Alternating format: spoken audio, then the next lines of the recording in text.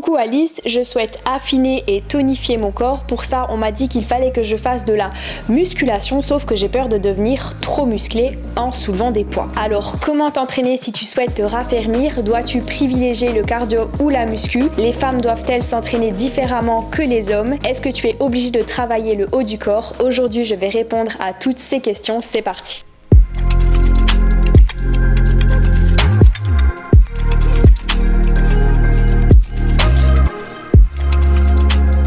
La plupart du temps en salle, la grande majorité des femmes se trouvent du côté cardio, tandis que celle des hommes se trouve du côté muscu. Et peut-être que toi-même, tu fais partie de cette généralité de femmes. La question est pourquoi? Avant de commencer, je vais préciser un truc très important. Bien évidemment, le type d'entraînement ne varie pas en fonction du sexe, mais des objectifs. Peut-être que tu as peur en salle d'aller du côté muscu, car tu as peur d'être trop musclé. Auquel cas, il faut que tu saches qu'il faut beaucoup de temps et d'efforts avant de voir que tes muscles grossissent, surtout si tu es une femme. Généralement, une femme pourra prendre naturellement jusqu'à 10 kg de masse musculaire pure au cours de sa vie. Après, évidemment, ça va dépendre de plusieurs facteurs, dont ta taille, puisque plus une personne est grande, plus ce chiffre sera élevé. Tout en sachant que ce ne sera qu'une minorité de femmes qui s'approcheront de leurs limites naturelles. Parce que plus tu progresses en musculation, plus les progrès seront lents. Bref, tout ça pour dire que tu vas pas te réveiller un beau matin avec 10 kg de masse musculaire de plus que la veille. Et au pire, si tu te trouves trop musclé au bout d'un moment, ce qui a quand même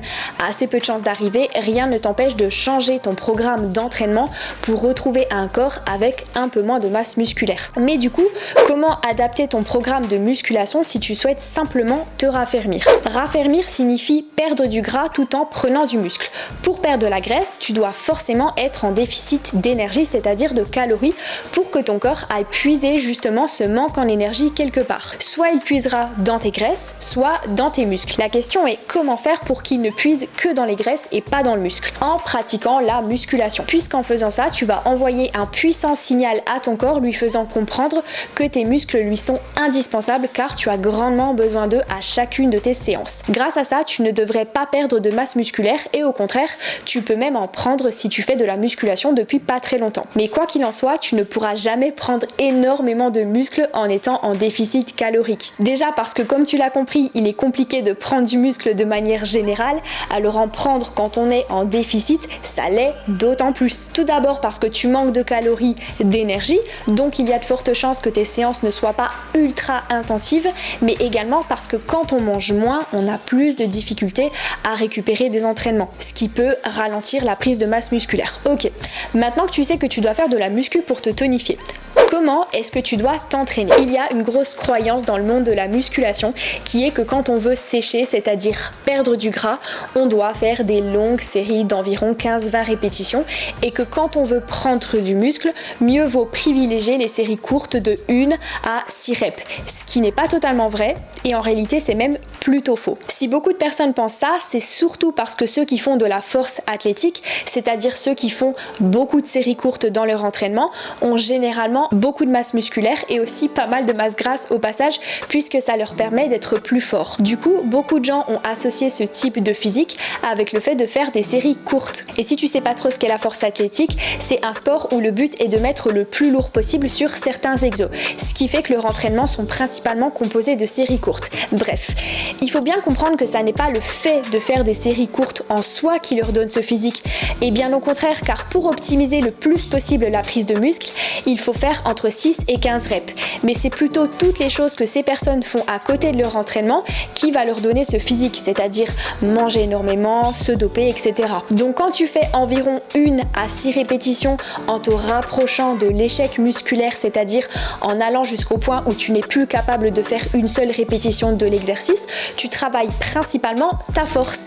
Et évidemment, tu prends aussi du muscle, mais encore une fois, la fourchette idéale pour te muscler est d'environ 6 à 15 répétitions. Et plus tu fais des séries longues, plus tu vas travailler ton cardio. Est-ce que ça veut dire que si tu fais des longues séries, tu dépenses plus de calories, donc tu perds plus de gras? Pas forcément, non. Il est évident que si tu fais 2 répétitions de 20 kg au squat, tu dépenses moins de calories que si tu fais 15 répétitions avec le même poids.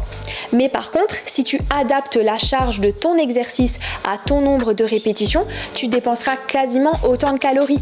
Qu'est-ce que ça veut dire? Ça veut dire que si tu prévois de faire une série de 6 répétitions, logiquement, tu devras mettre plus de poids qu'une série de 15 répétitions pour te rapprocher de l'échec musculaire et donc optimiser ta prise de muscle. Donc logiquement, moins tu fais de répétitions, plus tu devras augmenter le poids. En fait, il faut bien comprendre que ça n'est pas le nombre de répétitions qui va déterminer si tu dépenses plus ou moins de calories, mais plutôt l'intensité de ta série. Tu dépenseras plus de calories si tu fais 6 répétitions où tu vas jusqu'au bout de toi-même que si tu fais 20 reps où tu es à peine essoufflé. Bon, par contre, quand même, petite précision, il est vrai que tu dépenses moins de calories lorsque tu fais une rep à l'échec plutôt que 15 où tu es également à l'échec. Donc si ton but est de te tonifier, essaye au moins d'en faire 5, mais que tu en fasses 6 ou 15 en te rapprochant de l'échec musculaire, on s'en fiche, ça ne change absolument rien. Alors oui, il est vrai que si tu fais 40 répétitions à l'échec, tu vas sûrement dépenser plus d'énergie sur l'instant qu'une série de 10 reps où tu vas également jusqu'à l'échec. Mais cette série de 10 répétitions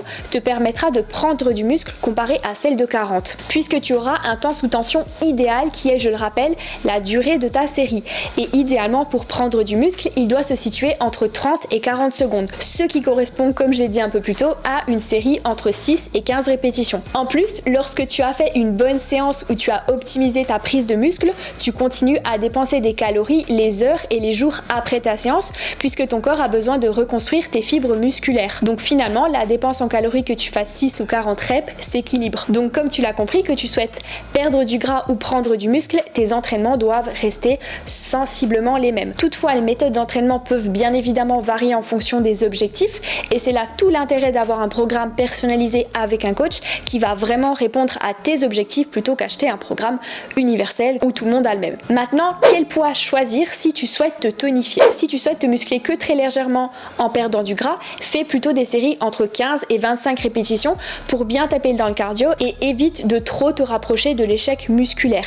L'idée est que tu mettes un poids avec lequel tu pourras faire environ une vingtaine de répétitions sans que ce soit trop difficile. Il ne faut pas que ce soit trop facile parce que ça ne servirait absolument à rien, mais il ne faut pas non plus que ce soit trop difficile. Sur une échelle de 1 à 10, tu dois à peu près te situer entre le niveau 5 et 7. Moins tu souhaites te muscler et juste perdre du poids, plus il est intéressant de mettre dans ton programme des séries longues. Par contre, veille toujours à faire un peu de renforcement parce que comme je l'ai dit auparavant, lorsque tu as un déficit en calories, le corps puisera forcément un peu dans les muscles si tu ne les sollicites pas un minimum de manière intensive. Maintenant, est-il obligatoire de faire du cardio pour te raffermir et si oui, quand et comment?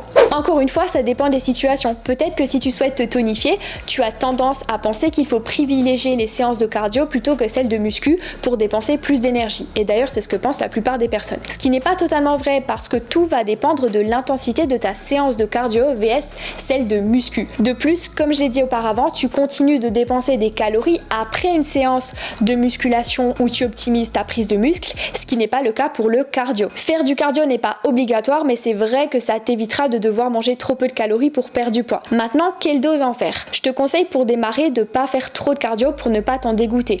Tu peux commencer avec 4 séances de 15-20 minutes par semaine et ça sera déjà très bien. Et petit à petit, tu pourras augmenter ce temps. Et enfin, quand en faire? Idéalement, il faudrait placer ton cardio à un autre moment que tes séances de musculation.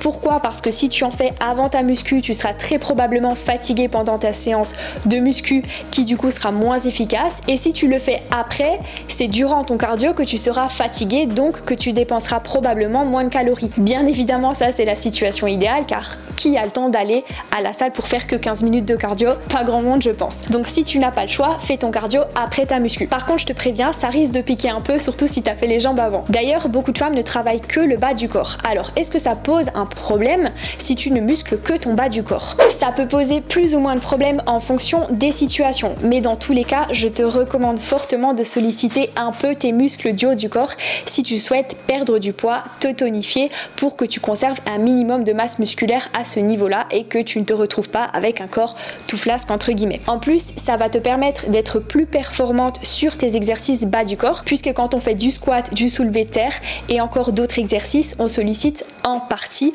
le haut du corps. De plus, le fait de travailler le dos va t'éviter d'avoir des douleurs et d'avoir les épaules qui partent en avant. Donc tu auras une meilleure posture. Attention quand même à ne pas faire que le dos, car si un muscle agoniste est trop fort par rapport à son antagoniste, il y a un risque de blessure. Donc veille bien à travailler un peu tes pectoraux si tu travailles le dos. En plus, le fait de travailler tes pecs te rendra plus forte sur tes exercices de dos et vice versa. Tu n'es pas obligé de faire les biceps, les triceps et les avant-bras. Non, mais moi je les fais pas. Contente-toi de travailler un peu le dos et les pecs, parce que quand tu sollicites tes dorsaux, tu sollicites aussi tes biceps, et quand tu fais les pecs, tu sollicites tes triceps. En ce qui concerne la fréquence de ces séances, une fois par semaine suffit si tu ne souhaites pas plus que ça te muscler le haut. Soit tu fais une séance dos et une séance pec, soit le dos et les pecs dans la même séance que tu peux reproduire 2 fois.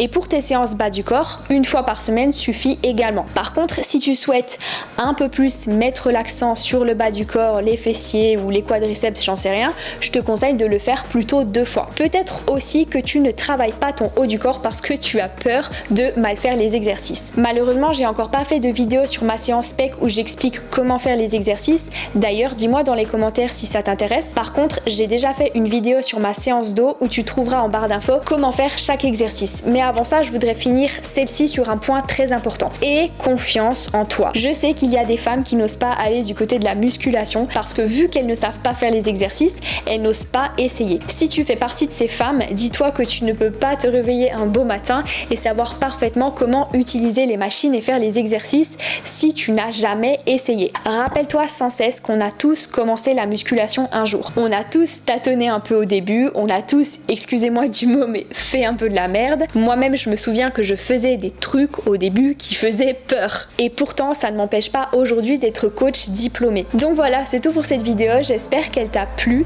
et moi, je te dis à très très vite dans une prochaine vidéo. Ciao!